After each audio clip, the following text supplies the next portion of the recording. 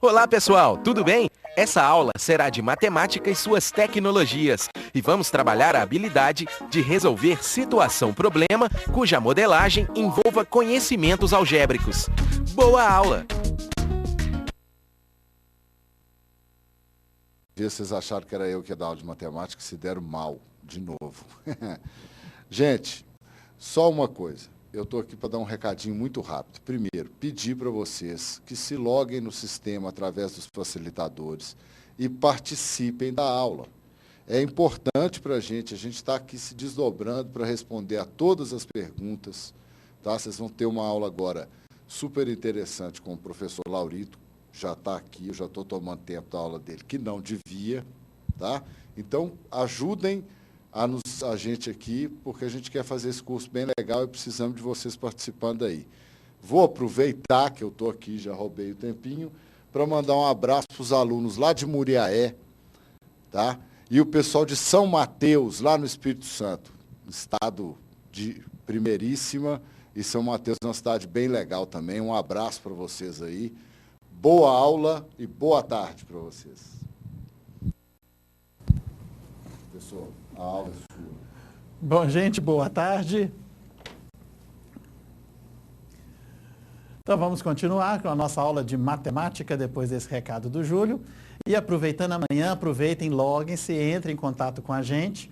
E amanhã entupam a caixa postal que é aniversário dele. Ele não sabe, já saiu ali correndo, então entupam a aula dele de pedidos para dar os parabéns para ele. Tá? É meu chefe, né? Eu tenho que dar minha puxadinha de saco. Nossa aula de hoje vai ser a ficha 51 aí do seu livro. E o que nós vamos falar na aula de hoje seria o nosso tema de sempre, conhecendo e representando a realidade. E o que nós vamos querer agora é ver as diferentes formas de representação, informação e identificação de padrões e interpretação de gráficos. Então, hoje nós vamos abordar a nossa competência de área 5, que é modelar e resolver problemas que envolvem variáveis socioeconômicas ou técnico-científicas, usando representações matemáticas. Então, essa competência nós já estamos trabalhando há bastante tempo.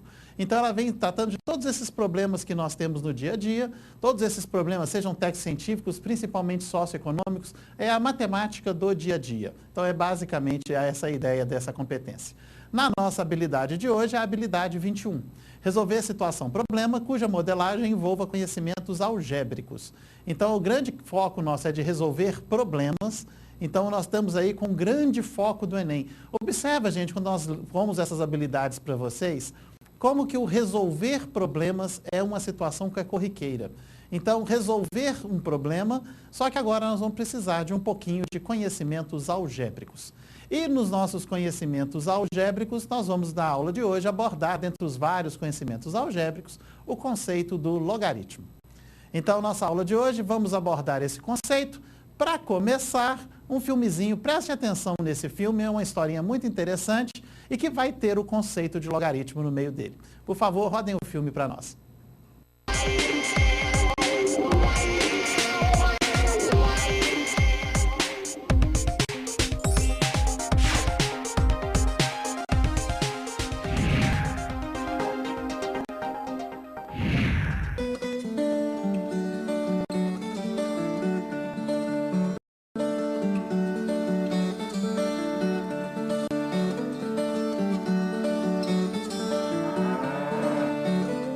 Tudo começou ontem, quando meu pai enchia os saquinhos com as amostras de café. Ele encheu 89 saquinhos de 250 gramas. Quando chegou a hora de encher o último, o de número 90, faltou o café e o saquinho ficou com 220 gramas.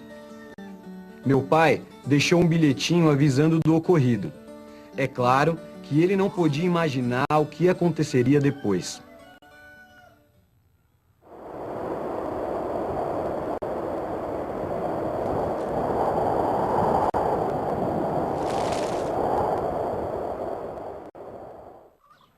Esse sou eu, o Tonho. Nesse momento, estou acabando de entregar as amostras de café para a Carmen.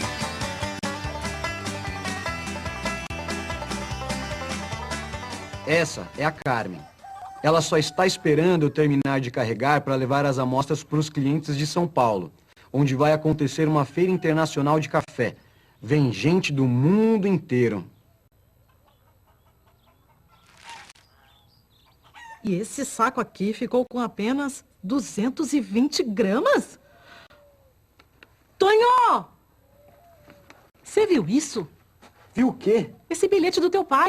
Um dos saquinhos de amostra ficou abaixo do peso. E agora? Como é que eu vou descobrir qual deles? Ué, descarrega e pesa um por um. Uma hora você vai descobrir qual é o saco. Pesar um por um tudo de novo? Do tanto que eu sou azarado, o mais certo é que o último vai ser o mais leve. Deve ter um jeito mais prático de fazer isso. Se eu tenho 90 sacos, qual será o número mínimo de pesagens que eu preciso fazer para descobrir o saco mais leve? Você pesar de 2 em 2. Aí você só precisa fazer 45 pesagens. Ainda é muito trabalho. E se ao invés de comparar de 2 em 2, eu dividir em 2 de uma só vez o total de sacos? Eu começo pesando 45 de cada lado e descubro o grupo mais leve. Claro que é nele que está o saco com menos café. Aí vou repetindo o procedimento até encontrar o saco mais leve.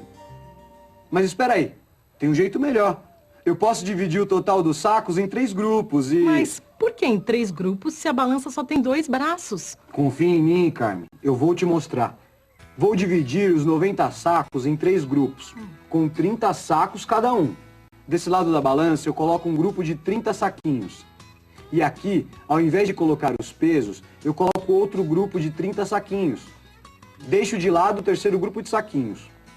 Se o saquinho mais leve estiver neste lado, a balança vai pender para lá. Se estiver do outro lado, vai pender para cá. Se a balança ficar equilibrada, é porque os 2 grupos têm o mesmo peso. Portanto, o saquinho mais leve está no grupo que ficou de fora. Genial! Então vamos à primeira pesagem?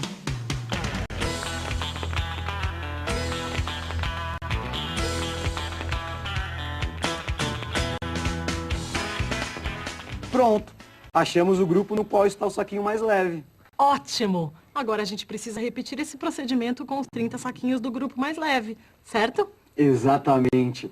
Só que agora vamos dividir em 3 grupos de 10. Segunda pesagem.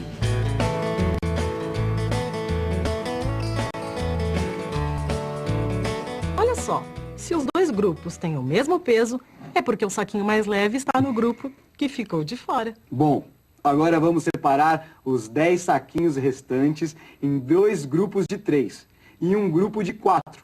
Terceira pesagem. O saquinho mais leve ficou no grupo de fora. Bom, vamos partir para a quarta pesagem.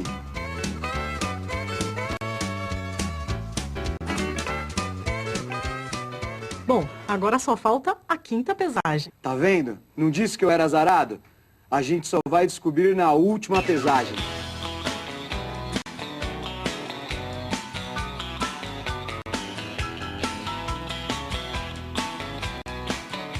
Como é que você fez para descobrir esse jeito de pesar? Bom, eu tentei organizar os pensamentos. Eu também usei um pouquinho de matemática. Aí deu para perceber que se a gente escrever a quantidade de saquinhos com uma potência de 3, o número da potência é o número de pesagens. 3 é igual a 3 elevado a 1. Precisa de uma pesagem. 9 é igual a 3 elevado a 2. Precisa de 2 pesagens. 27 é igual a 3 elevado a 3. Então, 3 pesagens. E assim por diante. É verdade. Mas, Tonho, com potência de 3, parece ser mais fácil de calcular o número de pesagens. Mas e se fossem 5 saquinhos? Ou 24? No nosso caso, foram 90. Olha só, vou te mostrar. Para os números entre 3 e 9, são necessárias 2 pesagens, assim como para 9 sacos. E para os números entre 9 e 27, são necessárias 3 pesagens, assim como para 27 sacos. Continuando a tabela. Em seguida vem o 81, que é igual a 3 elevado a 4, ou seja, 4 pesagens. Seguindo a mesma lógica.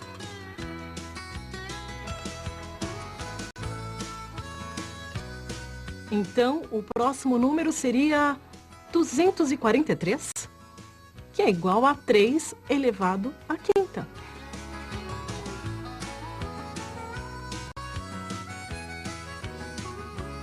Não é que você tem razão?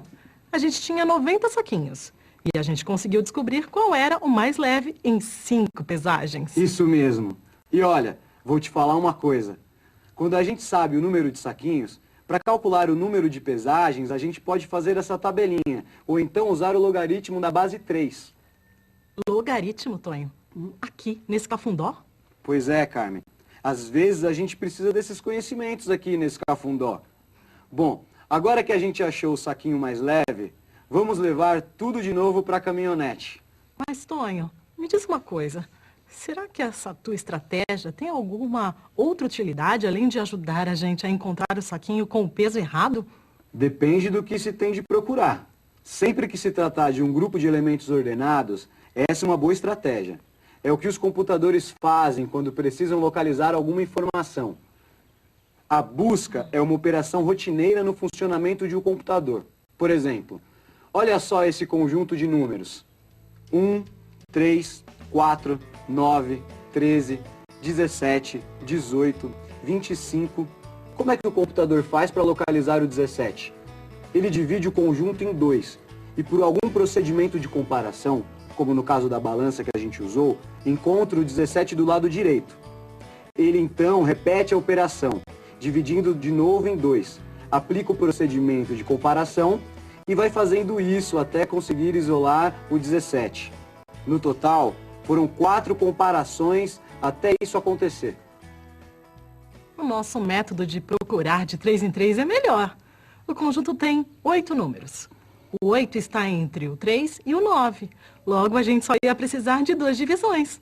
Nosso método é melhor, sim. O problema é que o computador só consegue comparar de 2 a 2. Mas um princípio que ele usa é o mesmo que a gente usou. Olha só, tô pensando melhor que um computador. Quem diria, hein? Bom, então eu vou indo, Tonho. Até mais. E obrigada.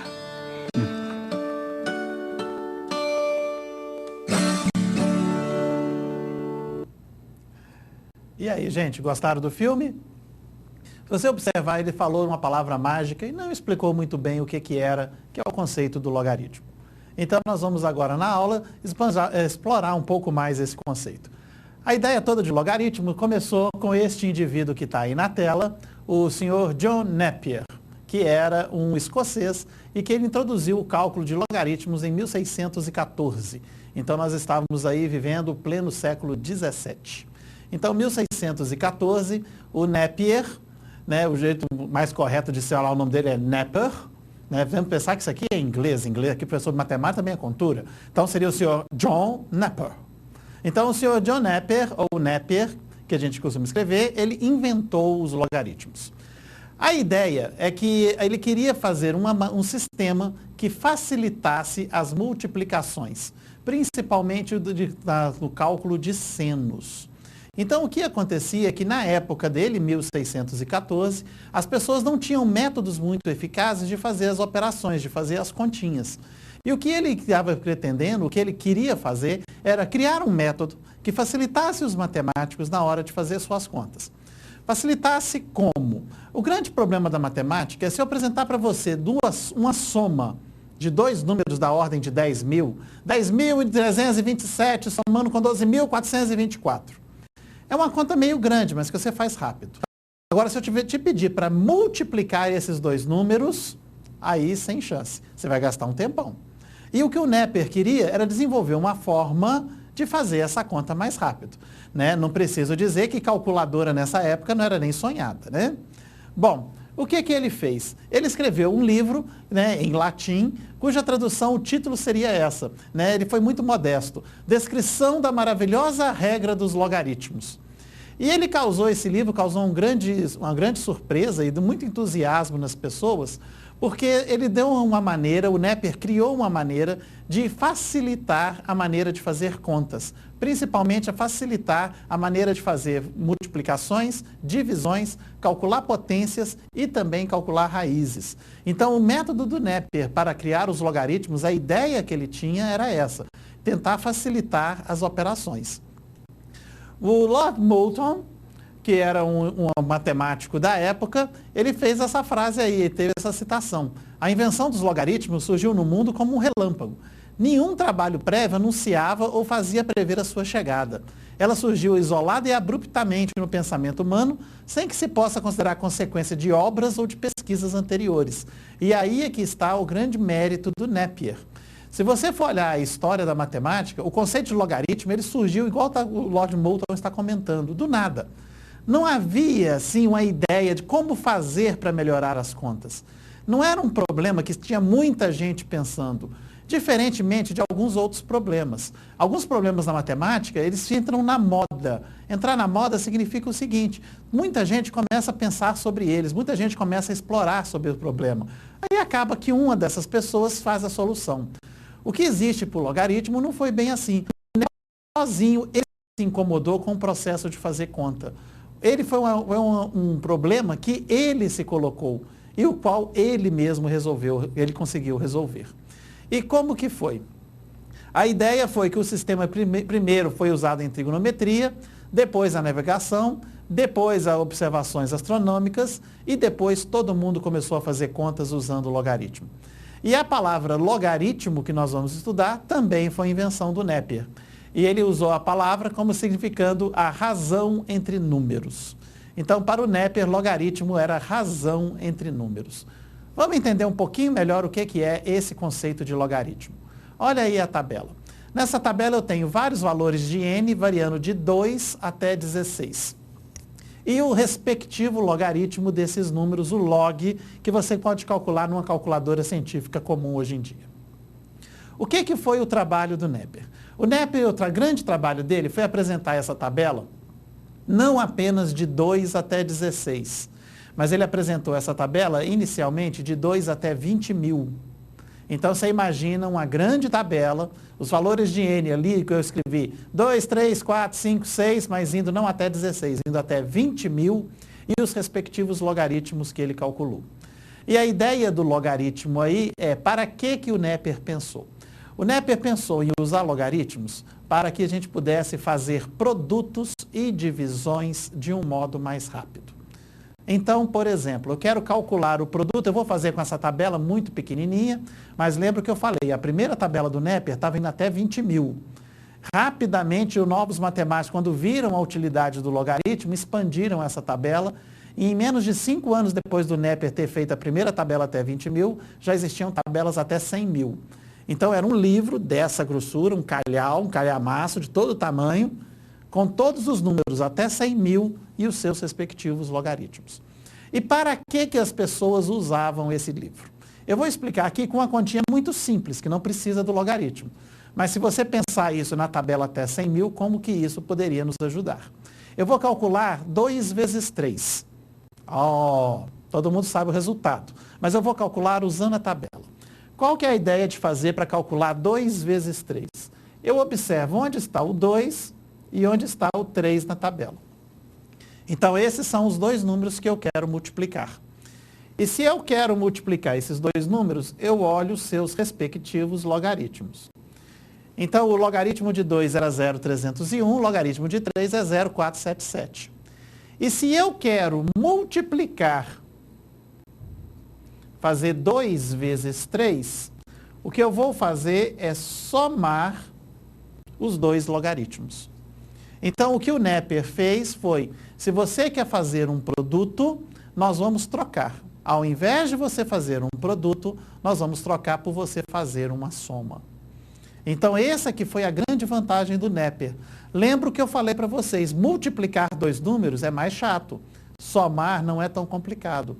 Então, se eu apresento para você na minha tabela 237 vezes 459, e se eu tenho essa tabela extensa até 100.000, por exemplo, como eram as primeiras tabelas do tempo do Napier, o que vai acontecer é que você vai, em vez de ter que multiplicar os dois números, você vai ter que somar os dois logaritmos que já estão ali do lado. No nosso caso, voltando à tela, por favor, se eu resolver somar os dois valores, o que vai ficar? 1 com 7, 8. 0 com 7, 7. Então, 0 com esse 7, 7. 3 com 4, 7, vírgula, 0 com 0, dá 0. Então, a soma desses dois logaritmos dá 0,778. E aí, o que eu faço? Eu procuro na minha tabela de logaritmos onde está o 0,778. Ele está aqui. Então, a soma dos dois logaritmos deu 0,778. E 0,778 corresponde ao número 6. Então, está aí a resposta de 2 vezes 3. 2 vezes 3 dá 6. Voltando a tela em mim. Gente, o que eu fiz ali foi só 2 vezes 3, mas eu volto a insistir na importância que isso teve para a época. Imagina o que era você, a partir de agora, ter que fazer produto sem precisar multiplicar. Eu estou te ensinando um método que, se eu te entrego essa tabela até 100, você não precisa mais aprender a tabuada. Se você tiver de fazer o produto de dois números, então eu sempre me confundi. Quanto que dá 7 vezes 8? Quanto que dá 7 vezes 8? O que eu faria? Volta à tela. 7 vezes 8, eu olharia o 7, eu olharia o 8. Quais são seus logaritmos? Então, o logaritmo de 7 é 0,845, o logaritmo de 8, 0,903. E aí eu somo esses dois valores. Então, para multiplicar 7 vezes 8, eu não tenho que multiplicar, eu somo. E se eu somo esses dois números, a partir da soma, eu procuro na tabela. Qual é o número que está com esse resultado? Então, eu vou somar os dois valores ali, vai dar 1,7 qualquer coisa, e aí eu vou só olhar na minha tabelinha. Qual é o número que está com logaritmo 1, qualquer coisa? E aí eu vou descobrir que esse número é o valor do 7 vezes 8. Então, no caso, 7 vezes 8 vai dar 56. Então, o 56 estaria associado ao valor que é aquela soma. Então, qual é a grande vantagem do logaritmo? Ele liberta o homem de ter de multiplicar. Então, o logaritmo foi a primeira calculadora realmente humana. Foi o primeiro método que o homem fez para ajudar no seu fazer as contas. Então, foi a primeira modificação do seu jeito de fazer contas. Outra propriedade que eu posso usar da mesma forma, usando de uma maneira bem parecida, seria fazer a divisão. O que acontece para eu fazer uma divisão? Como que eu posso fazer uma divisão? Então, vamos pensar que eu quero fazer a divisão de 15 por 5. 15 dividido por 5. Se para fazer produtos eu somo, para dividir, o contrário de somar é subtrair. Eu subtraio. Então, para fazer 15 dividido por 5, eu pego o logaritmo de 15, 1,176, pego o logaritmo de 5 e faço a subtração deles. Ao subtrair os dois logaritmos, os dois valores, eu vou achar 0,476. Bom, qual é o número que está com 0,476? Ó, 0,476 não tem não, mas tem 0,477. É uma aproximação, essa é a última casa minha, está com errinho de arredondamento.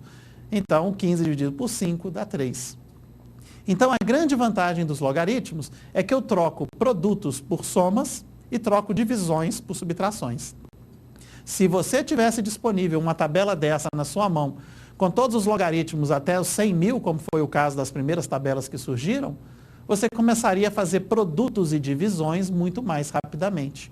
Você não teria mais, todos os matemáticos da época, todas as pessoas que trabalhavam com operações na época, com o logaritmo, eles tiveram esse alívio no seu trabalho, essa maneira mais rápida de fazer suas contas. Então, o logaritmo ele surgiu lá no século XVII, lá nos anos 1600 e poucos, para facilitar a maneira como que o ser humano fazia as contas.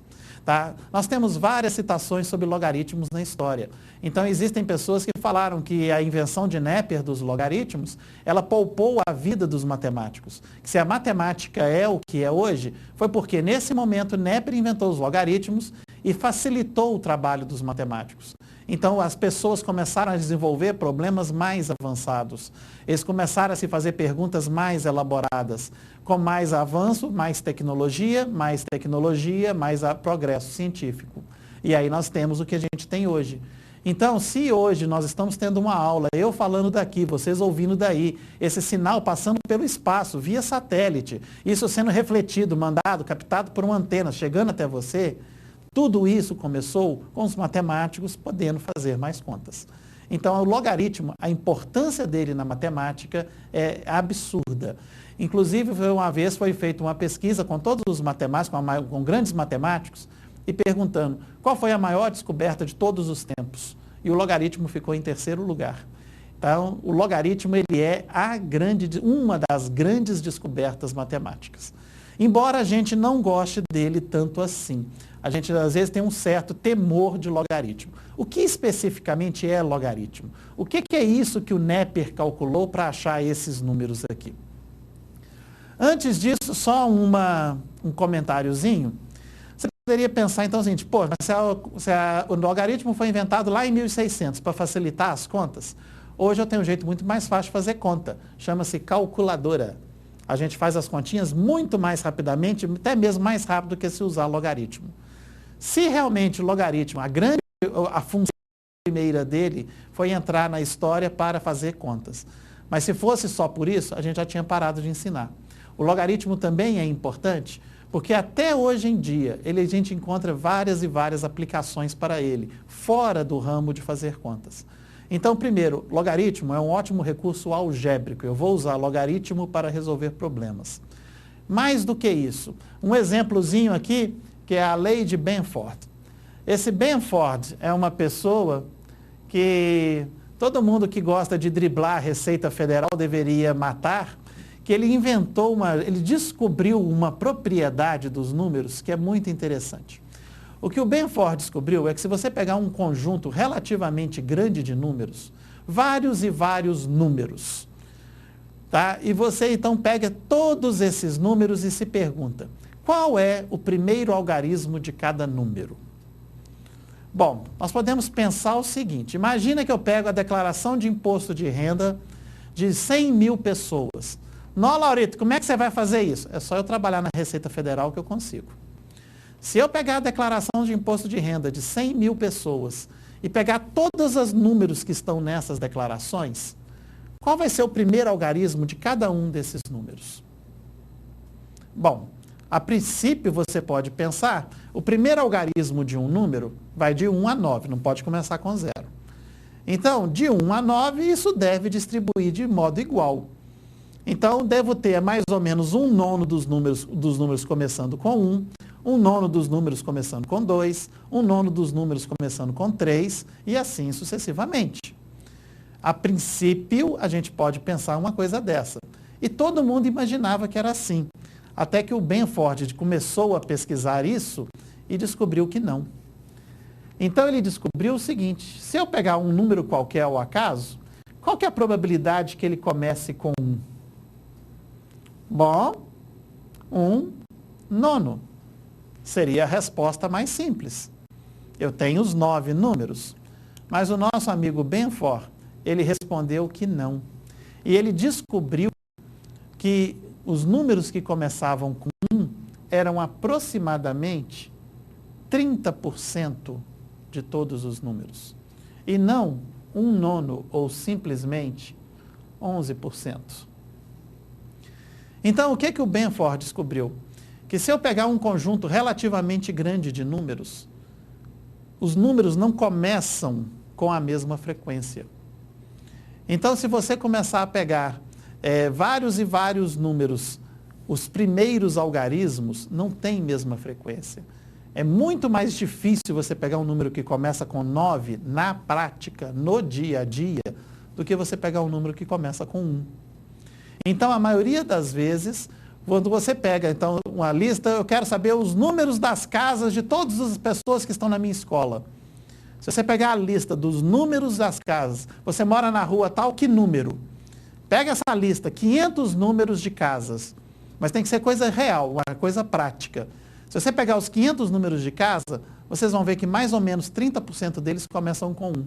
São casas que começam, que é a casa 1, casas 10, 20, 10, 11, 12, 13, 100 e alguma coisa, 1000 e alguma coisa, 11.000 e alguma coisa, 12.000. Então você vai ver que os números, eles não têm uma distribuição igualitária. E o que o Benford conseguiu demonstrar foi que a probabilidade do primeiro número da casa ser um número X é dada por 1 logaritmo. Então, a probabilidade de de um número começar com 1, eu vou e substituo nessa expressão o x por 1.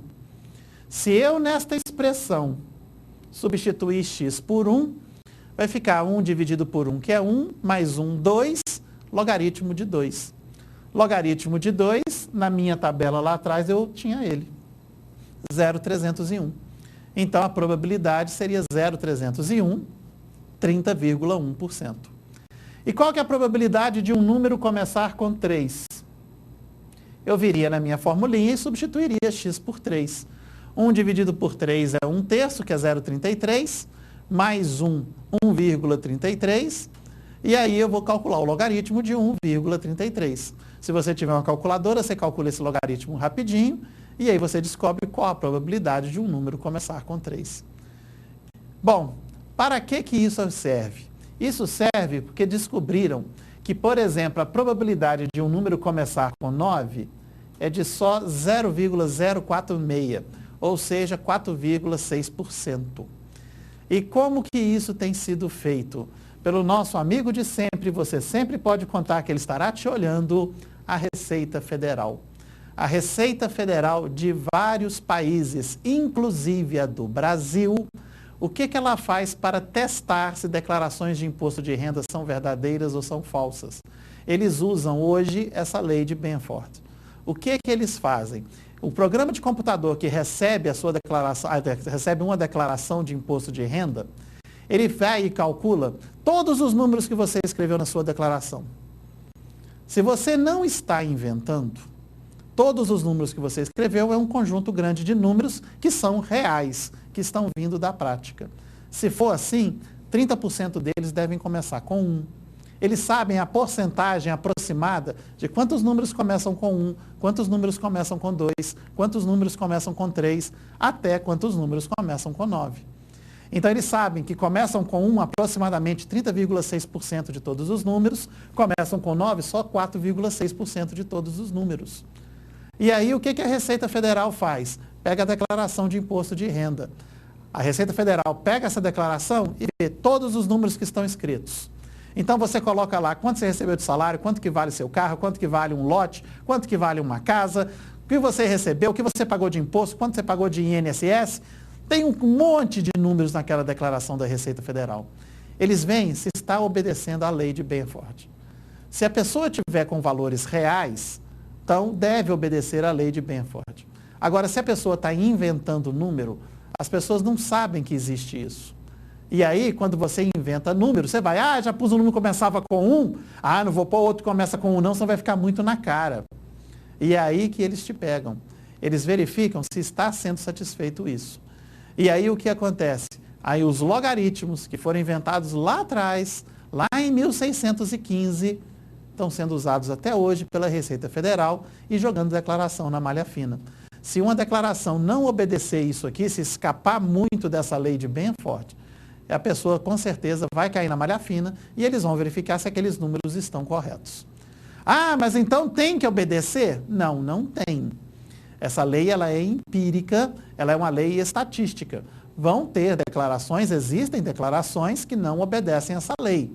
Acontece que quando uma declaração não obedece essa lei, ela já é diretamente encaminhada para a malha fina, que é quando a Receita pega aquela declaração e vai verificar se tudo que está ali realmente é verdade. Eles vão cruzar aquelas informações. Então, o logaritmo, que foi inventado lá em 1615, mais ou menos, até hoje é utilizado pela Receita Federal. Então, o logaritmo começou para fazer contas, começou para ser um método prático de fazer produtos, divisões, mas hoje em dia ele já tem outras várias aplicações. E são por essas aplicações que a gente deve estudá-lo agora. O que é o bendito logaritmo? Finalmente vamos explicar o que vem a ser isso. A ideia de logaritmo, eu vou definir para vocês o que é o logaritmo de um número A em uma base B. Logaritmo de um número A em uma base B, o valor de um logaritmo se relaciona com uma potência. Todo logaritmo pode ser expresso por uma potência. O valor do logaritmo, ele é o expoente expoente desta potência. Então, o que acontece? Eu falar que o logaritmo de A na base B é x, significa falar que quando eu faço B elevado a x, vai virar A. Então, por exemplo, o que seria o logaritmo de 8 na base 2? Eu te perguntar qual é o logaritmo de 8 na base 2, a pergunta que eu estou te fazendo é 2 elevado a quanto que vira 8? Então, quando eu falo logaritmo de 8 na base 2, eu estou te perguntando o seguinte, base 2, então faça uma potência de base 2. Qual é o expoente que vai dar a resposta 8? Então, o valor de um logaritmo é o valor de um expoente de uma potência. Então, quando eu te pergunto, logaritmo de 8 na base 2, eu quero saber 2 elevado a quanto que vai dar 8? 2 elevado ao cubo. Então, se é 2 elevado a 3 que dá 8, é sinal que o logaritmo de 8 na base 2 é o 3, é o expoente. Falar que logaritmo de 8 na base 2 é 3 é a mesma coisa que falar que 2 elevado a 3 dá 8. Então, a cada potência que você calcula, existe um logaritmo associado. Então, se eu falo que 5 elevado a 2 dá 25, eu estou falando que o logaritmo de 25 na base 5 é 2. Então, o logaritmo é um expoente. E é isso que a gente tem que pensar sobre ele. Logaritmo é um expoente. Então, rapidinho, qual que seria o logaritmo de 81 na base 3? Dá uma pensadinha. Mais importante do que a resposta, o que você deve entender da minha pergunta? Quando eu te pergunto qual é o logaritmo de 81 na base 3, é como se eu te perguntasse 3 elevado a quanto que dará 81? Todo logaritmo se resume a uma pergunta de potência, onde eu quero saber o expoente. Então, logaritmo de 81 na base 3, a minha pergunta é 3 elevado a quanto que dará 81? E aí você testa. 3 ao quadrado, 9. 3 elevado ao cubo, 27. 3 elevado a 4, 81. Tá, então é 3 elevado a 4. O logaritmo de 81 na base 3 é 4. Então, o logaritmo é esse expoente. Então, quando eu te pergunto qual é o logaritmo de 2 na base 10, a minha pergunta é 10 elevado a quanto que dará 2? Na tabela que eu apresentei do Napier, estava lá o resultado, 0,301. Então, por que o logaritmo de 2 é 0,301? Primeiro, porque é o logaritmo da base 10.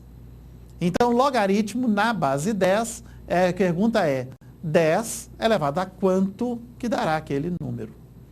Então, 10 elevado a 0,301 é que dá 2. Então, o logaritmo de 2 é o 0,301. O grande truque do Napier para fazer o logaritmo foi pensar em potências. Ele estava resolvendo um problema de multiplicação através de potências. Prosseguindo, algumas propriedades básicas dos logaritmos. Primeira propriedade, o logaritmo de 1 em qualquer base é 0. E por que isso acontece? Porque quando eu te peço para calcular logaritmo de 1 numa base, a pergunta que eu estou te fazendo é, esta base B elevada a quanto que dará 1?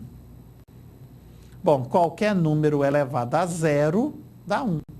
Então, a base B elevada a 0 dá 1, é sinal que o logaritmo de 1 na base B é 0. Da mesma forma, se eu perguntar qual é o logaritmo de B na base B? Logaritmo de um número na mesma base. Bom, a pergunta é, B elevado a quanto que vai dar o próprio B? Vamos pensar, vamos substituir alguns valores? 5 elevado a quanto que dá 5? 5 ao quadrado dá 5? Não, 5 ao quadrado é 25. 5 elevado ao cubo dá 5? Não, dá 125. 5 elevado a quanto? Qual é o expoente que eu tenho que colocar para dar o 5? 5 elevado a 1. Então, o logaritmo de 5 na base 5 é 1. E se eu perguntar logaritmo de 3 na base 3? A pergunta é 3 elevado a quanto? Que dá 3. Então, 3 elevado a 1.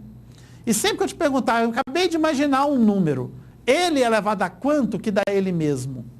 A propriedade da potência. Qualquer número elevado a 1 é ele mesmo. Por isso que o logaritmo de um número na mesma base, a segunda propriedade, logaritmo de b na base b é 1. A terceira propriedade, ela fala que logaritmo de b elevado a alfa na base b é alfa. Bom, o que também tem sentido. A pergunta é, b elevado a quanto que é b elevado a alfa? É mais ou menos, eu estou te perguntando, qual que é a cor do cavalo branco do Napoleão? Eu já estou falando a cor. A mesma coisa com esse logaritmo aí. Quando eu te pergunto b elevado a quanto que vai dar b elevado a alfa, a resposta é o próprio alfa. As três próximas propriedades foram as propriedades que criaram os logaritmos. Ou seja, se eu tenho o logaritmo de um produto, é a soma dos dois logaritmos em separado. Logaritmo de uma divisão, aqui ficou faltando o símbolo, logaritmo de P sobre Q. É o logaritmo de P menos o logaritmo de Q. E o logaritmo de uma potência, eu posso passar o expoente para fora. Essas três propriedades foram as que eu usei lá na tabela de logaritmos. Os logaritmos foram inventados para que essas propriedades funcionassem e para que o Napier, então, pudesse transformar produto em soma. Então, na hora de calcular o P vezes Q, você não calcula P vezes Q. Você soma os dois logaritmos em separado, que a resposta vai ser o logaritmo do produto. Da mesma forma, para dividir, a gente subtrai os dois logaritmos. Bom, um exercício que envolve logaritmos e que está no seu livro. Então, por favor, no seu livro, página 251, tem uma questão aí, e essa questão foi do Enem de 2011. A questão diz o seguinte: a escala de magnitude de momento, abreviada como MMS e denotada por MW, introduzida em 79 pelo Thomas Hacks e o Hiro Kanamori, nós estamos bonitos, né? Bom, essa escala MMS substituiu a escala Richter para medir a magnitude de terremotos em termos da energia liberada.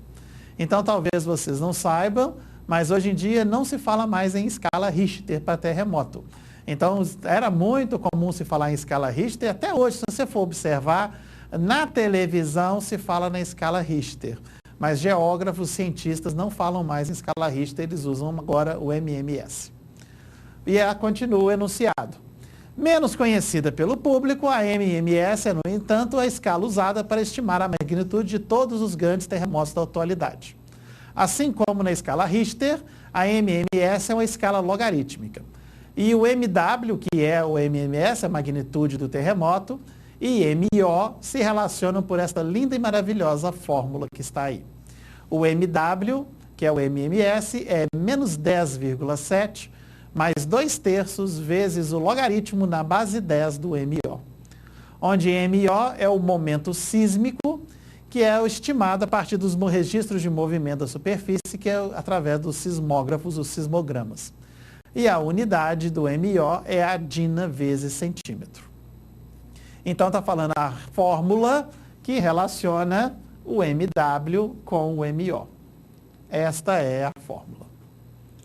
E continua. O terremoto de Kobe, acontecido em janeiro de 97, foi um dos terremotos que causaram maior impacto no Japão e na comunidade científica internacional. Ela teve um MW de 7,3. Então, a magnitude do terremoto de Kobe, que foi um grande terremoto que aconteceu no Japão, foi 7,3, magnitude não escala Richter, mas escala MMS. E aí vem a pergunta. Mostrando que é possível determinar por meio de conhecimentos matemáticos qual foi o momento sísmico MO desse terremoto de Kobe. Então, o momento sísmico foi de 10 elevado a menos 5,10, 10 a menos 0,73, 10 a 12, 10 a 21,65 ou 10 a 27. Bom, como é que nós vamos resolver? Os dados foram apresentados. O MW é 7,3, então foi dado que o MW é 7,3. também foi dada a fórmula que o MW era menos 10,7 mais 2/3 vezes o logaritmo do MO. Então, eu vou fazer que 7,3 é aquela fórmula. Então, só estou pegando a fórmula que foi apresentada, essa fórmula que está em destaque aí, MW é igual a essa expressão, e como no exercício foi dado o valor de MW, estou substituindo o MW pelo valor apresentado, que foi um MW 7,3. Então, substituindo, eu tenho que 7,3 é igual àquela expressão. O menos 10,7 eu passo para o primeiro lado da igualdade. Se era menos 10,7, ele passa como mais 10,7. E aí eu faço essa continha. 7,3 mais 10,7 igual a 18. Então, eu já tenho que 18 é 2/3 vezes o logaritmo na base 10 do MO. Prosseguindo. Esse 2/3 eu vou passar para o primeiro lado da equação. O 3 que está dividindo passa multiplicando e o 2 que está multiplicando passa dividindo. Então, se 18 é o 2/3 daquele logaritmo, eu vou passar eles dividindo, o 2 dividindo e o 3 multiplicando. Então, vai ficar 3 vezes 18 sobre 2 é igual ao logaritmo. Fazendo a continha, 3 vezes 18 por 2 dá 27.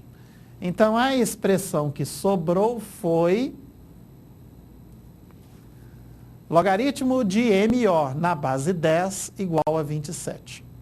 E agora, o que eu vou usar aqui para chegar na resposta que está na linha aí embaixo? O que a gente vai usar é essa ideia do que é logaritmo. Então, lembra que eu falei para vocês que logaritmo de A na base B é um certo número C. Isso quer dizer que o B elevado a C é o A. Escrever isto ou escrever esta outra é a mesma coisa. Está escrita a mesma informação matemática de duas maneiras diferentes. Então, o que acontece é que toda vez que eu tiver um logaritmo, eu posso transformar uma expressão que tenha um logaritmo em uma potência. Então, quando eu digo que o logaritmo de MO na base 10 deu 27, o que eu estou dizendo é que o MO é o 10 elevado a 27. Ou seja, eu estava te perguntando, 10 elevado a quanto que dá MO? E a resposta estava escrita, é 27. Então, 10 a 27 é o MO. Então, lembra que quando eu calculo o logaritmo, a pergunta é, B, nessa expressão, na primeira que eu escrevi aqui, a grande pergunta é, B elevado a quanto que dá A? E se eu te contar o valor do logaritmo, eu estou te falando que B elevado ao valor do logaritmo é o A.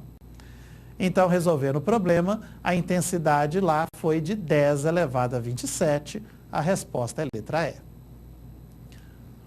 Prosseguindo no seu livro, outra questão. A população mundial está ficando mais velha, os índices de natalidade diminuíram e a expectativa de vida aumentou. No gráfico seguinte estão representados dados obtidos por pesquisa realizada pela ONU a respeito da quantidade de pessoas com 60 anos ou mais em todo o mundo. Os números da coluna da direita representam as faixas percentuais. Por exemplo, em 1950 havia 95 milhões de pessoas com 60 anos ou mais nos países desenvolvidos, número entre 10% e 15% da população total dos países desenvolvidos. E aí é apresentado o gráfico. Gente, eu gostaria que vocês prestassem muita atenção nesse gráfico, porque esse gráfico não é um gráfico muito comum. Esse gráfico ele não está numa forma muito usual de ser dada informação. E toda vez que acontece isso, o que o Enem vai fazer é gastar um certo tempo para dar essas informações, explicar para você os dados. Então, o que o Enem mostrou? O que o Enem contou aqui atrás foi, os números da coluna da direita representam faixas percentuais. Então, números da coluna da direita, estes números, 35, 30, 25, 20, 15, 10, 5, 0, representam faixas percentuais. Então, ali representa 35%, 30%, 25% e assim sucessivamente. O que mais que o exercício contou? Por exemplo, em 1950, havia 95 milhões de pessoas idosas nos países desenvolvidos. Então, vou voltar no gráfico. 1950, está aqui o 1950, haviam 95 milhões de pessoas idosas. Está aqui o número 95. E aqui em cima a informação, números em milhões. Então, em 1950, haviam 95 milhões de idosos nos países desenvolvidos. Então, está aí a informação. Número entre 10% e 15% da população total nos países desenvolvidos.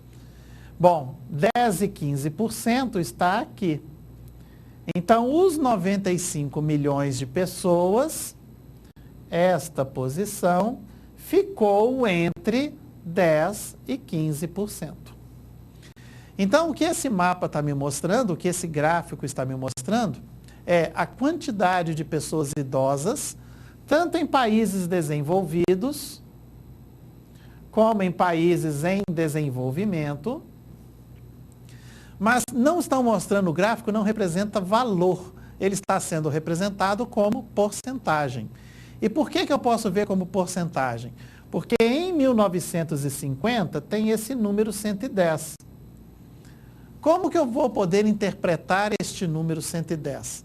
Eu vou poder interpretar esse número 110 como, em 1950, haviam 110 milhões de pessoas idosas nos países em desenvolvimento. Só que esses 110 milhões no país em desenvolvimento correspondia a pouco mais do que os 5% da população. Então, o que esse gráfico está me mostrando? A análise que eu tenho que fazer desse gráfico. Ele está me mostrando a porcentagem de pessoas idosas. Então, a linha dos países desenvolvidos mostra que a porcentagem de pessoas idosas nos países desenvolvidos está aumentando muito mais do que essa mesma porcentagem nos países em desenvolvimento. Então, por exemplo, em 2010, que é o dado mais recente, em 2010, o que o gráfico está me apresentando? Que nos países em desenvolvimento haviam 490 milhões de pessoas idosas. Só que isso não chegava ainda a 10% da população. Já nos países desenvolvidos eram 260 milhões de pessoas idosas. E que isso já estava lá com pouco mais de 20% da população. Então essa que é a análise que a gente tem que fazer nos gráficos. E o que esse gráfico está prevendo para o futuro, lá para 2050? Lá em 2050, então daqui quase 40 anos, o número de pessoas idosas nos países em desenvolvimento vai ser de quase 1 bilhão e 600 milhões de pessoas, 1.592. Só que isso vai corresponder a 20% da população. Já nos países desenvolvidos, eles terão 461 milhões de idosos e já vai ser mais do que 30% da população deles. Né? Então, isso que é a ideia do que está representado nesse gráfico. Então, toda vez que eu pegar um exercício, isso que eu acabei de fazer é fundamental. Entenda a informação matemática. O exercício do Enem, ele vai primar por trazer informações. Entenda todas. Nem que seja para você falar, essa eu não precisei dela. Mas você só consegue desenvolver e resolver um exercício se você entender o que o Enem está te contando. O que a questão está falando. Sem essa análise, não dá para você prosseguir.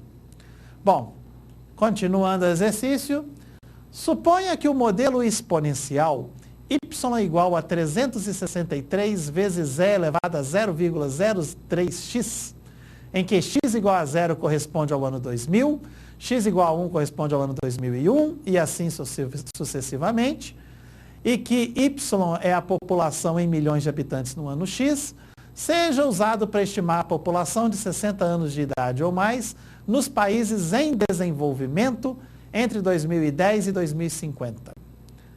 Bom, De novo, vamos entender. A frase está copiada aí do jeito que ela veio no Enem. E o Enem, às vezes, ele vai precisar disso, que a gente tenha uma ideia de ler um texto e entender direito o texto. Nem que para isso eu tenha que reescrever o texto. Então, observando aqui, eu vou ler da seguinte forma. Suponha que o modelo exponencial y igual a isso, e aí eu já pulo cá para baixo, seja usado para estimar a população com 60 anos ou mais de idade, nos países em desenvolvimento, entre 2010 e 2050. Então, o que ele está falando nessa frase, teve algumas vírgulas no meio do caminho ali que atrapalharam essa leitura, mas ele está falando que a população nos países em desenvolvimento entre 2010 e 2050 é dada por esta fórmula. Y igual a 363 vezes E elevado a 0,03x. Bom, então essa fórmula vai mostrar a população idosa em países em desenvolvimento. Bom, x, o que vem a ser o x? Aí ele explicou. X é o ano. X igual a 0 é o ano 2000, x igual a 1 é 2002, então x igual a 1 é 2001, x igual a 2 2002, x igual a 3 2003. Então, x representa o ano, mas sem a necessidade de escrever o 2000. Então, o ano que nós vivemos hoje vai ser 2000, nós estamos em 2013, o ano seria x igual a 13. E o y? Y é a população em milhões de habitantes. E aí, continuando lendo o exercício, desse modo, considerando que E elevado a 0,3 é 1,35, estime qual será a população do Brasil, qual a população idosa em 2030. Então, em 2030, essa população idosa estará entre, e aí as opções. Vamos resolver. Em 2030, o x vai ser 30. Então, eu terei que fazer a conta substituindo na fórmula y. Então, mais uma vez, estou aqui destacando a formulinha. Ele falou que população era esta fórmula. Então, y é 363, é elevado a 0,03 vezes x. Então, em 2030, eu vou substituir o x por 30. Então, falar que y é o 363 vezes E elevado a 0,03 vezes 30. 0,03 vezes 30 dá 0,9. Então, eu fiz só essa continha e aí apareceu E elevado a 0,9. E qual é o problema? Se você não sabe quanto que vale E elevado a 0,9, eu também não sei. Só que a gente vai ter que calcular nesse exercício. Volta ao enunciado. O enunciado não falou E elevado a 0,9, mas me contou quanto que era E elevado a 0,3. O E elevado a 0,3 é 1,35. E essa é uma maneira que o Enem pode arrumar para te dar informações. Às vezes, se você precisar de calcular um valor, ou ele traz esse valor escrito expressamente, ou seja, eu preciso ali do E elevado a 0,9. Então, traria na questão. Considere que E elevado a 0,9 seja tanto. Ou então, você pode trazer o exercício. Para essa questão, considere raiz de 2 igual a 1,4. Então, a questão é, você tem que saber alguns valores que você precisar, talvez venham expressos explicitamente. Outras vezes, esses valores podem vir de modo implícito. Como? Nessa questão ele está implícito. Foi dado o E 0,3. Eu preciso do E elevado a 0,9. Bom, então o que eu vou fazer? Observando a minha tela, o que eu tenho que fazer com 0,3 para virar 0,9? É multiplicar.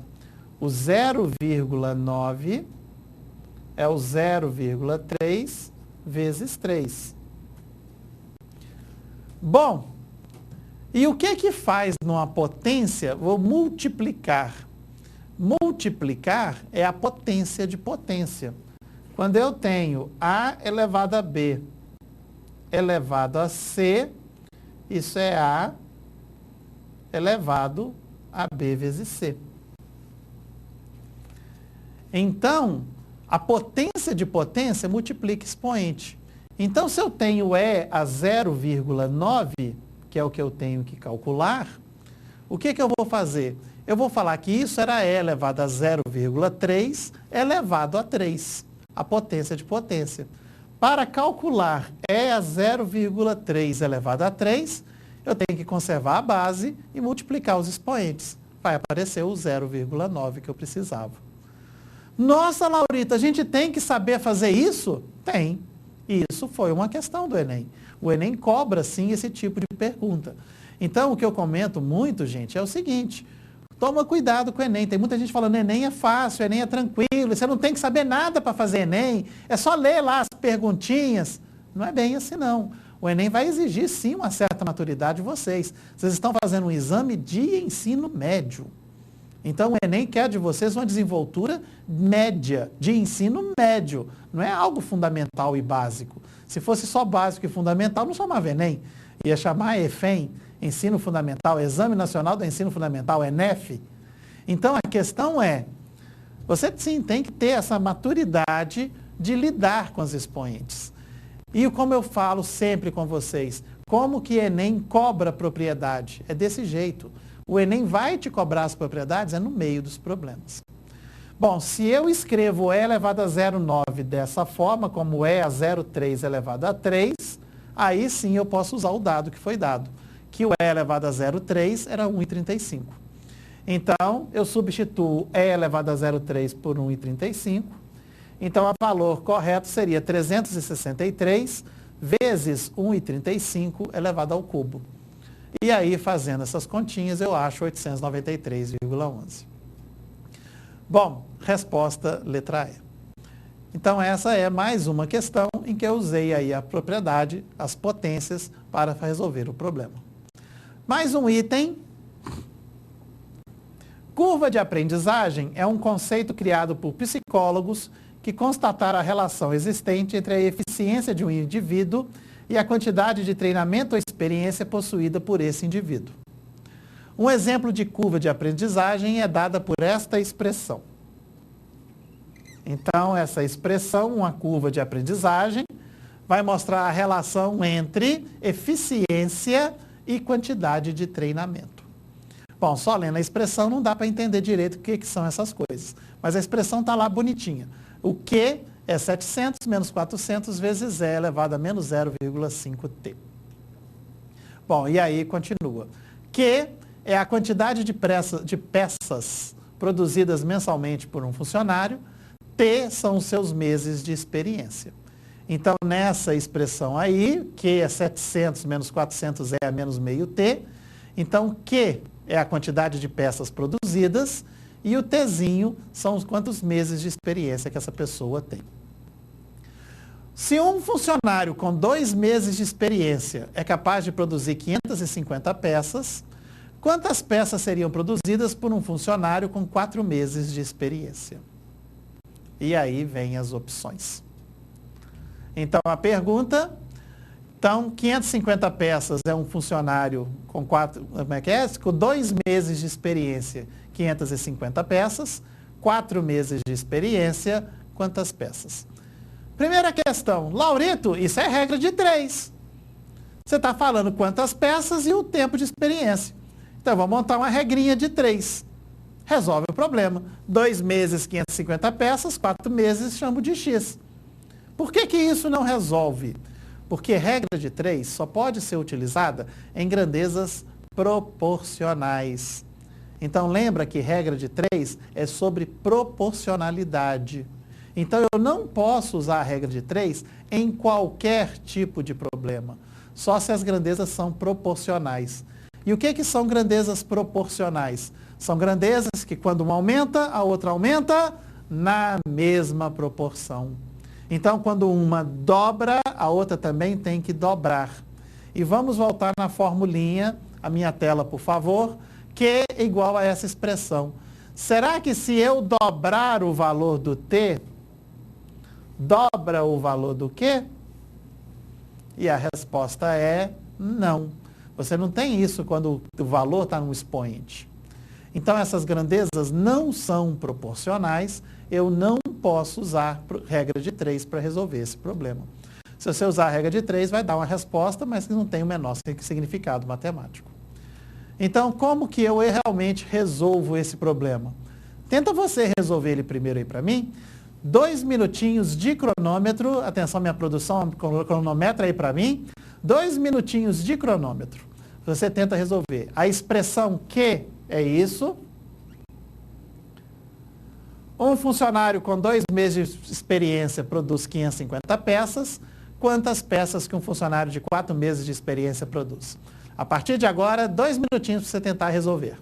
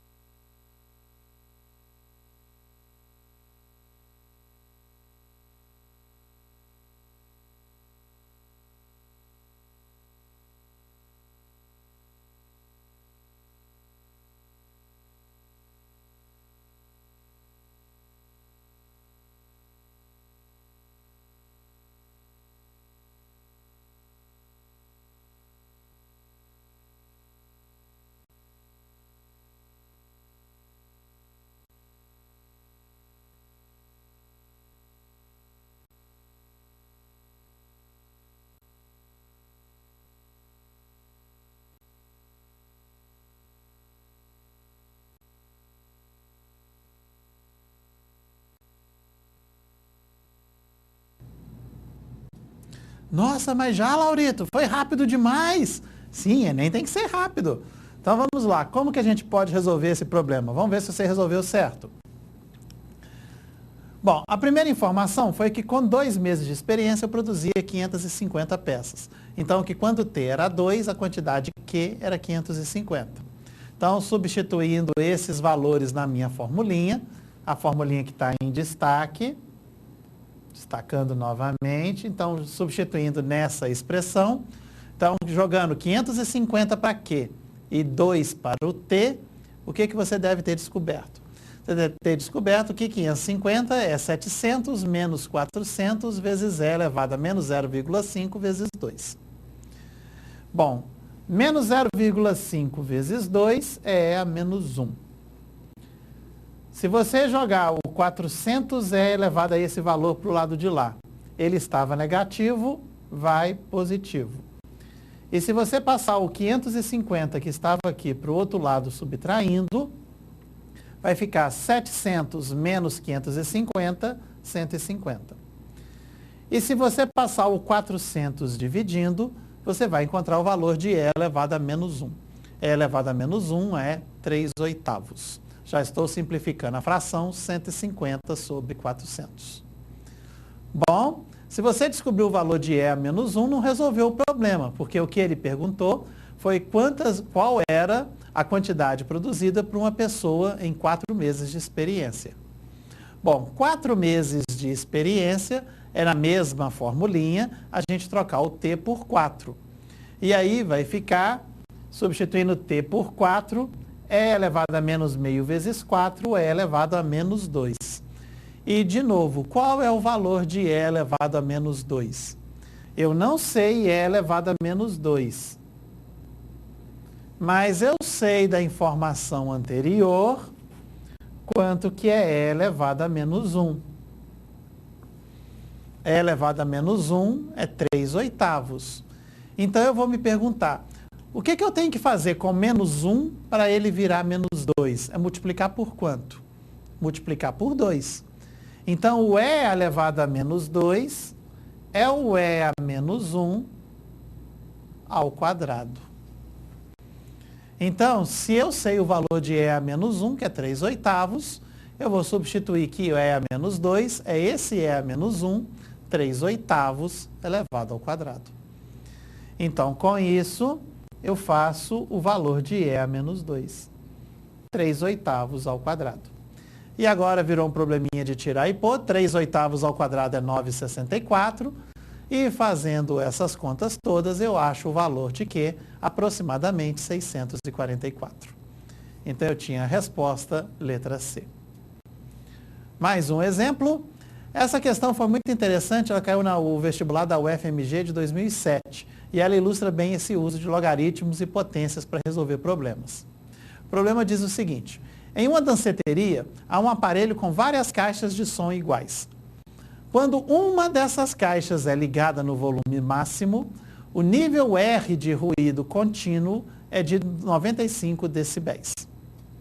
E aí vem as informações. Sabe-se que, primeira fórmula, R é igual a isso. 120 mais 10 log de IS. Pô, o que é esse IS que não tinha aparecido ainda na história? E ele explica. IS é a intensidade sonora.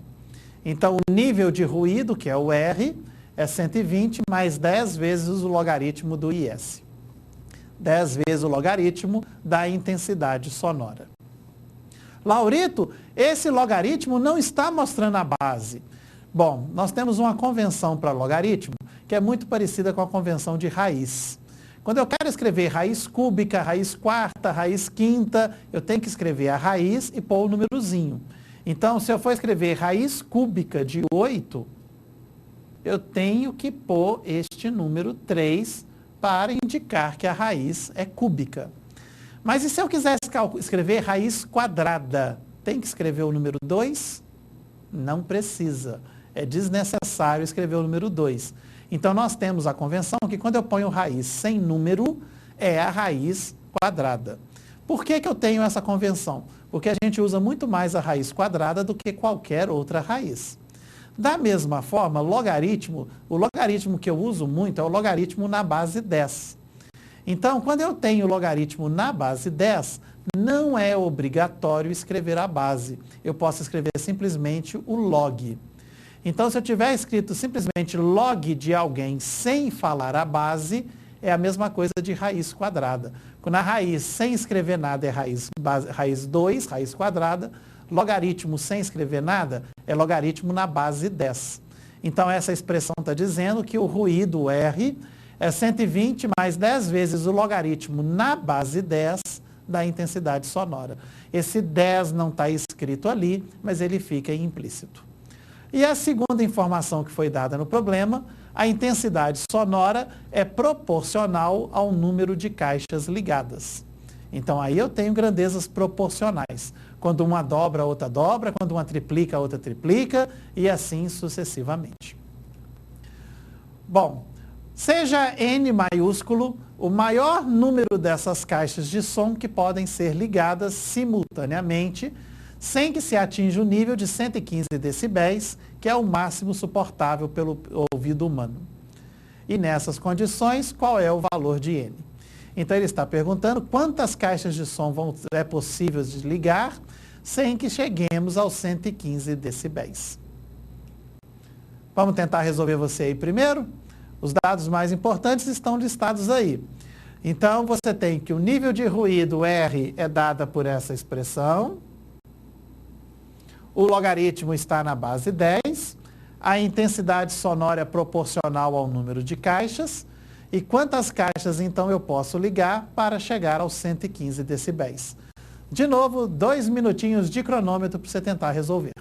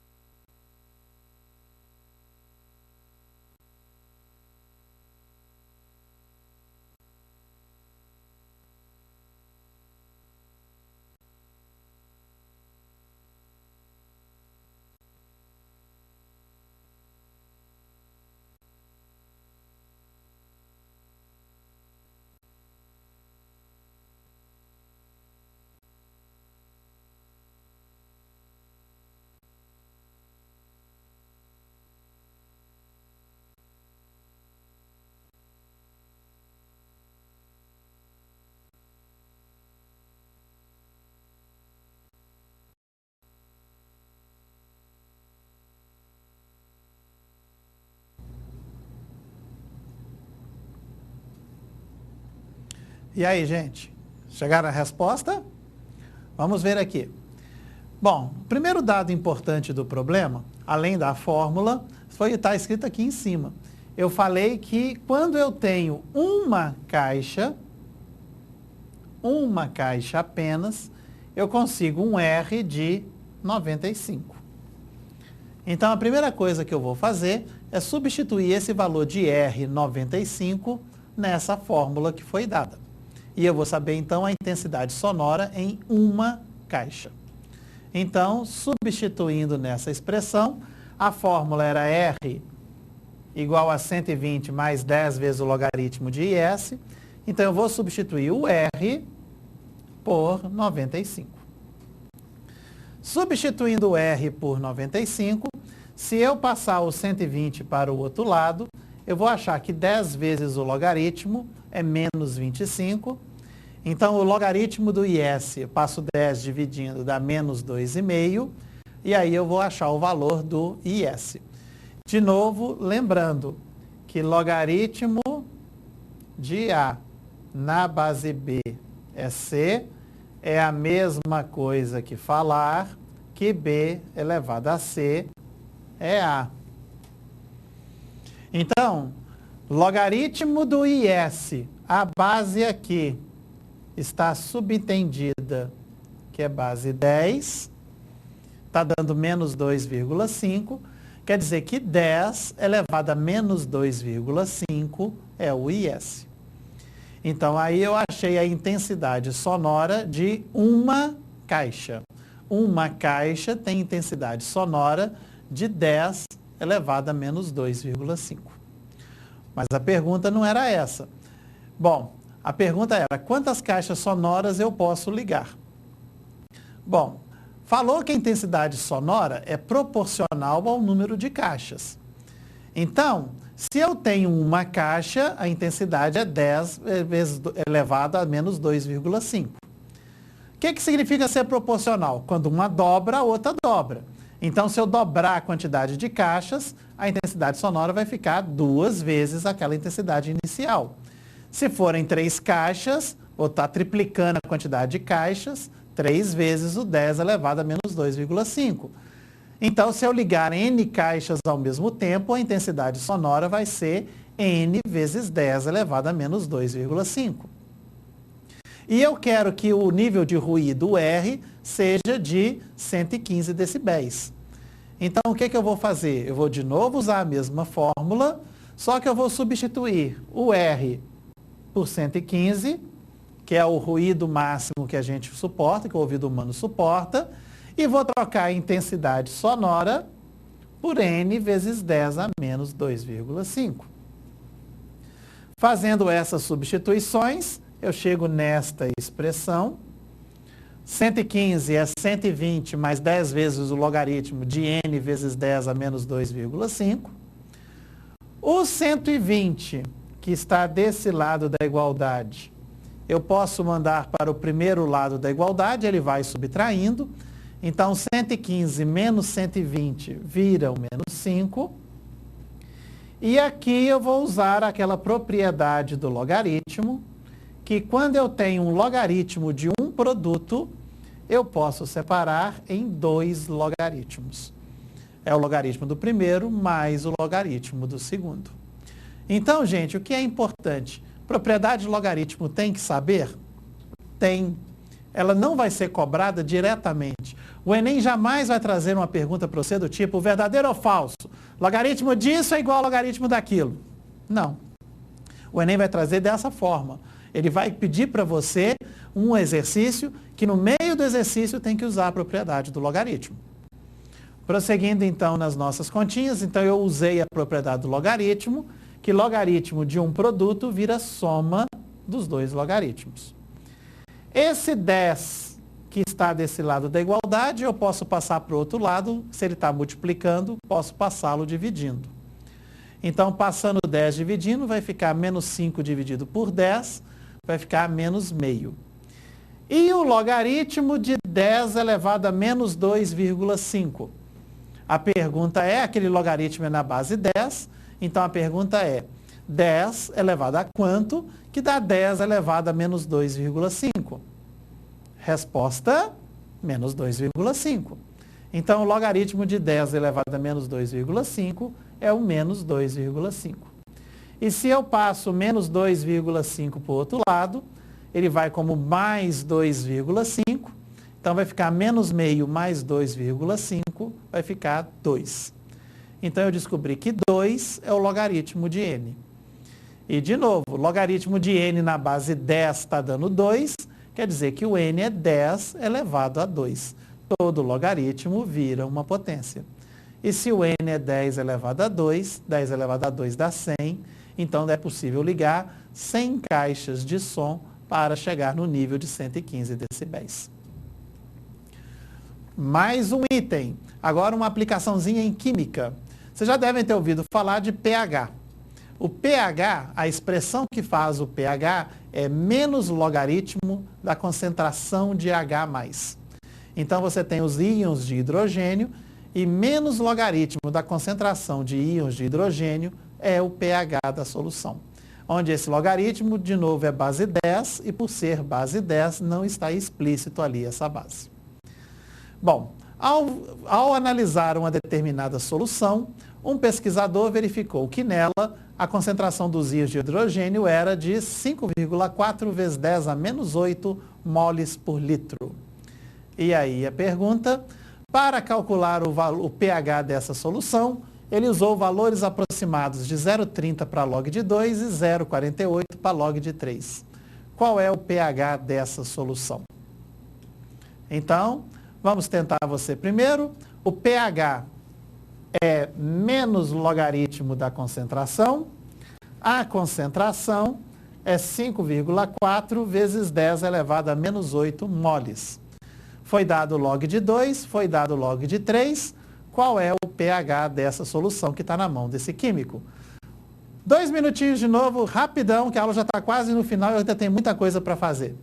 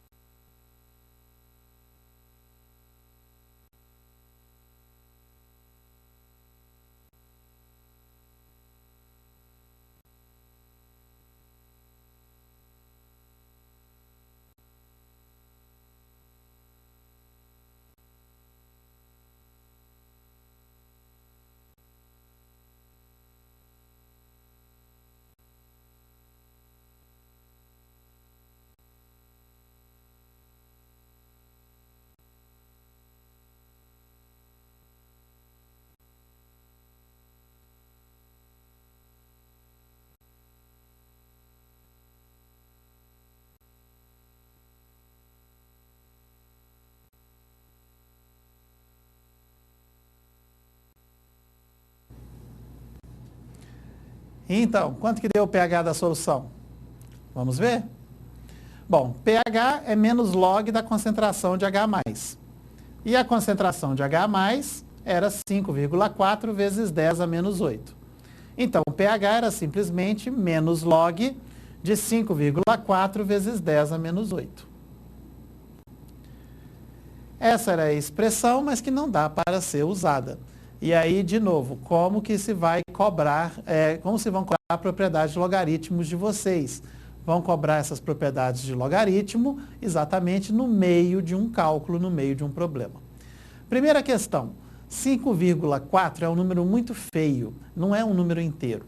Então, a primeira coisa que eu vou fazer é transformar o 5,4 vezes 10 a menos 8, eu vou fazer esse 5,4 virar um número inteiro.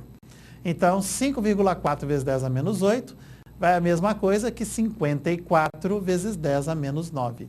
Então, eu estou trabalhando com as potências de 10.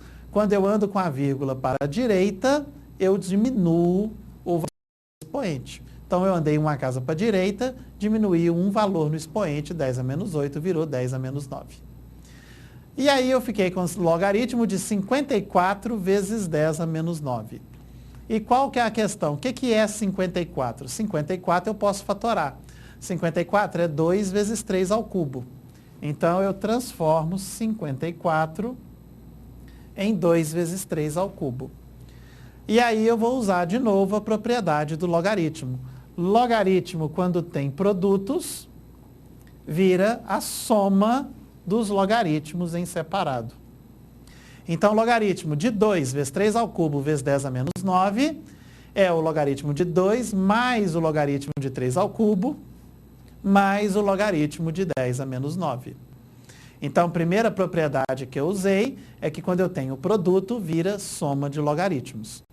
Próxima propriedade que eu vou usar, falei lá atrás que quando eu tenho um expoente no logaritmo, eu posso jogar, quando eu tenho uma potência no logaritmo, eu posso jogar o expoente para fora do logaritmo. Então, o logaritmo de 3 ao cubo, eu jogo esse 3 que está o expoente para fora, fica 3 log de 3, e o 10 a menos 9, eu jogo o menos 9 para fora, vai ficar menos 9 log de 10. Então, pH, continuando as contas, logaritmo de 2 foi dado que é 0,30, logaritmo de 3 foi dado que é 0,48, e o logaritmo de 10. A pergunta é, 10 elevado a quanto que dá 10? 10 elevado a 1. Então, o logaritmo de 10 é 1, virando aí um probleminha de fazer as continhas com os decimais. Então, 3 vezes 0,48 dá 1,44. Somando todo mundo vai dar menos 7,26. Como o pH é menos esse valor, o pH da solução é 7,26. Parece que temos algumas perguntinhas, por favor, na nossa tela. O que é a letra E usada nos exercícios? Bom, aqui atrás nós tivemos realmente alguns exercícios que envolviam a letra E. Letra E, ele é um número. Você já deve conhecer este famoso número, a tela, por favor. Esse famoso número, esse sujeitinho aí, que é o famoso π. Π é um número. Π não representa 3,14? Então, para que o matemático não ficasse falando toda hora 3,14, 3,14, 3,14, a gente resolveu dar um nome nisso e chamar isso de π. Bom, da mesma forma, quando a gente trata de problemas que envolvem potências e logaritmos, um número aparecia toda hora, mais ou menos 2,7. Se eu quiser um pouquinho mais de precisão, 2,718. Então, 2,718 aparecia toda hora. Na maioria dos problemas que envolviam potências, esse número aparecia. E então, para que eu não fique falando 2,718, 2,718 toda hora com você, esse número que recebe o nome de E.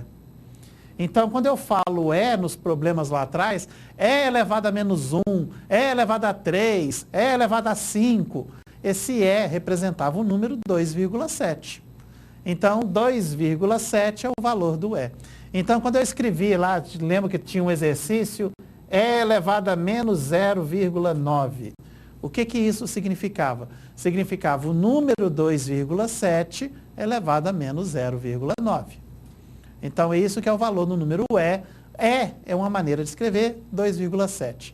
Da mesma forma que π é 3,14. Parece que tem mais alguma pergunta?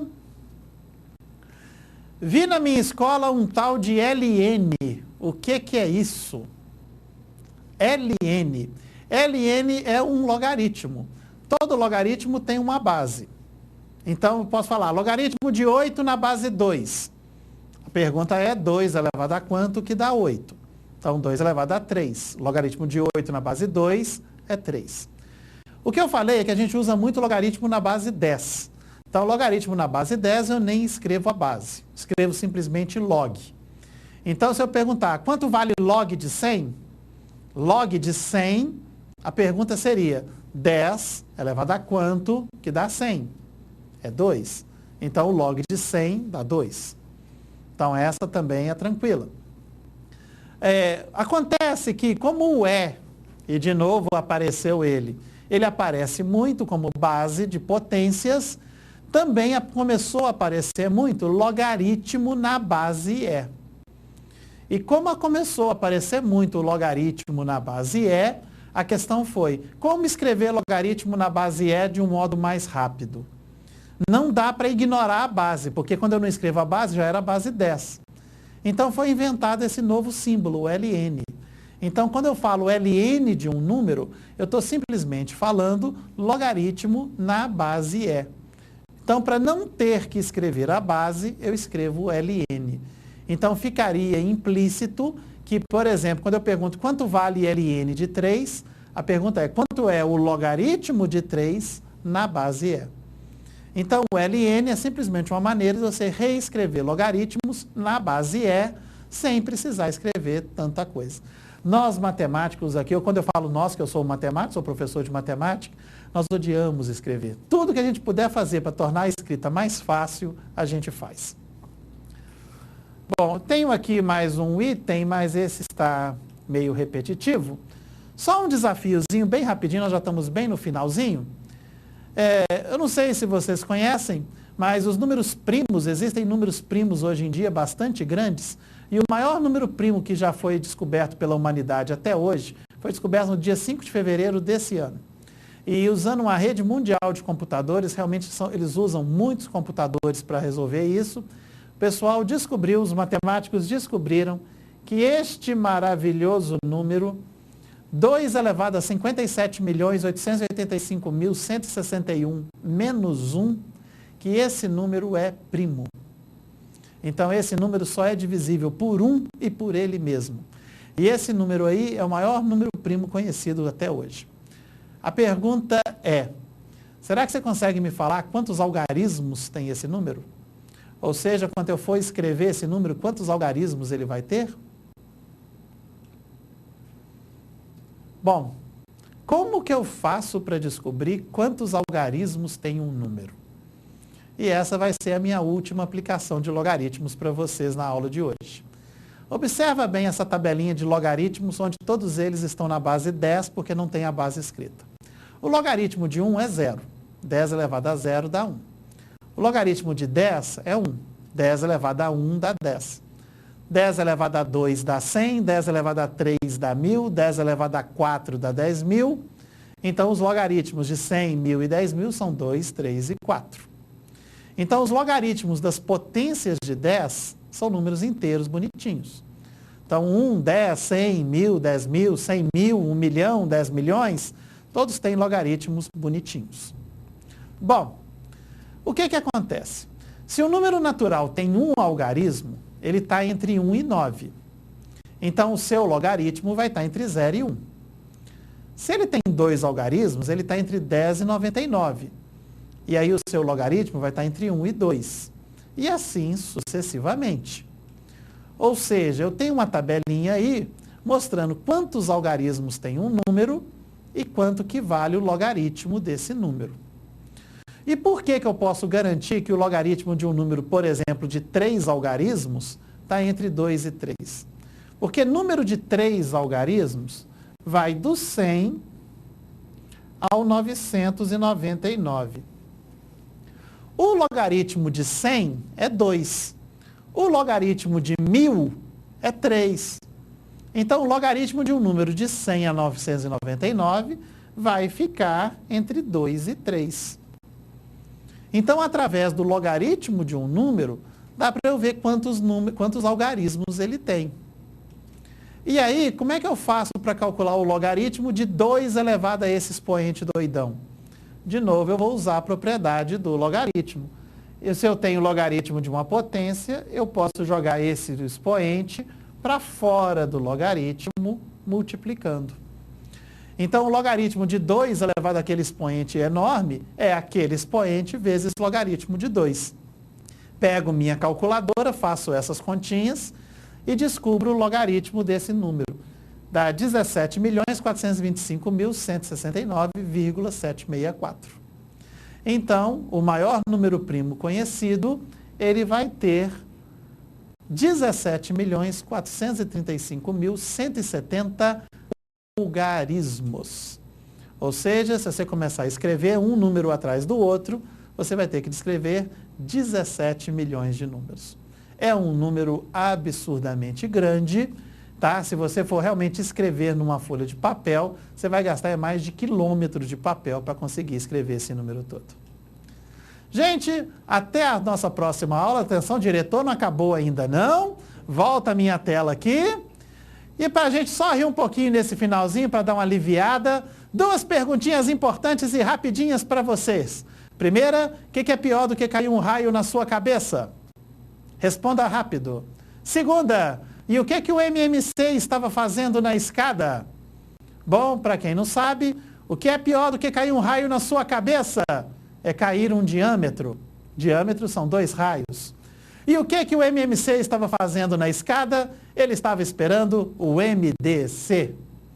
Durmam bem com essa. Espero que vocês tenham gostado da aula de hoje. Muito obrigado e até a próxima. Para desenvolver melhor essa habilidade, consulte a ficha de estudo número 51. Bom estudo e até a próxima aula!